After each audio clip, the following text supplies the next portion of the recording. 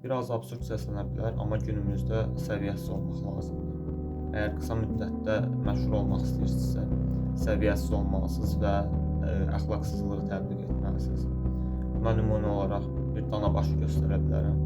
Bir boş qap yeməyi qoyur qabağına, əxlaqsızlığı təbliğ edir və 2 saatlıq canlıda minlərlə pul qazanır. Lakin baxırsan, doğru düzgün kontent yaradan, video çəkən, gəncləri inkişafa yönləndirməyə çalışan insanlar illərlə 3 il, 4 il, 5 il video yaradır. İzləyici sayısına baxırsan 4000 izləyici, 5000 izləyici. Lakin bu dana başın izləyici sayısına baxırsan demək olar 1 milyona çatır. Yəni bu cəmiyyətin bir problemi var ki, səviyyəsizlik və əxlaqsızlığı təbliğ edən insanlar daha tez önə çəkir, nəinki gəncləri inkişafa yönləndirən və yaxud da cəmiyyət üçün daha doğru düzgün, keyfiyyətli, yararlı video yaradanları daha arxaya çəkir.